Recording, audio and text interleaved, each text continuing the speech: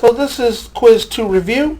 In question 1, in Hawthorne's Birthmark, Almir considers himself a scientist. So he considered himself a scientist throughout. And number 2, in short answer format, what is meant by the quote, "the water was cold"? So we know that this comes from Crane's The Open Boat. And there's both a literal and figurative meaning for the water was cold. In the literal, the water was actually cold. They were in the Atlantic Ocean during the cold months of the year. So the water can be icy cold if anyone's ever been there before. And figuratively, the water had no concern for them. The water was ambivalent to man, which further complicates this issue, which Crane speaks so vehemently on, the notion of man versus nature. Alright, so in question 3, the biography is of Kate Chopin, and the story she wrote was The Story of an Hour. In number 4, Miss Emily Grierson brought arsenic to kill rodents in her home. No, that is false. She brought it to kill her lover, Homer Barron. Explain the following quote. This is merely superficial. This comes from Hawthorne's The Birthmark. Almir states this to his wife. It further confirms his mania, his obsession with trying to rid his wife of this imperfection. Alright? In question 6. What pecked at the angel from a very old man with enormous wings while searching for parasites? Number 1 or A would be the best selection. Hens. Remember, both Elisenda and Pelayo held him or had him stay in a chicken coop. Those hens pecked at him. That would be your best possible answer. And number 7, will you accuse a lady of smelling to her face of smelling? This comes from Faulkner's Rose for Emily, and this pertains to comments that people made about Miss Emily Grierson and her rancid smell.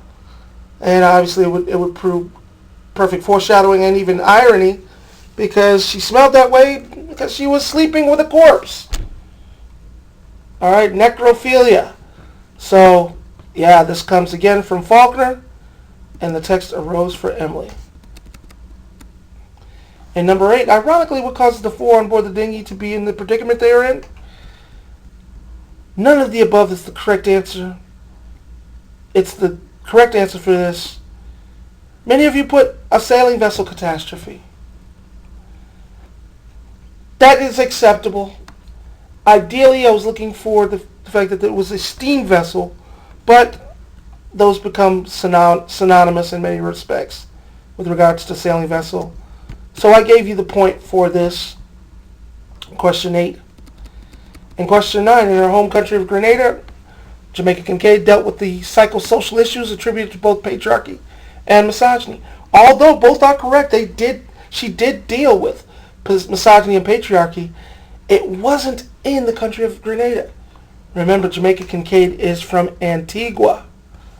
Alright, so make a note of it, people. Be very particular about the short or the multiple choice questions and or true or false. And the last question, using the following literary devices in parentheses. Again, in parentheses, people, I'm only going to pay attention to those literary devices identified in parentheses. Choose the correct 2 literary devices found in them and provide an example. All 3 of them are actually correct.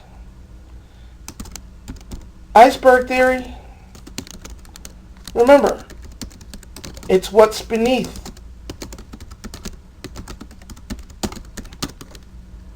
It's what's beneath. Alright, so look at what's beneath. Alright, and what's beneath is obviously the whole issue of abortion. Whereas irony or symbolism in the actual notion of the elephants representing these elephants representing abortion as well as the whole notion of white elephants. All right. If you have any additional questions, do contact me. Otherwise, have a good day. So this is quiz 2 review. In question 1,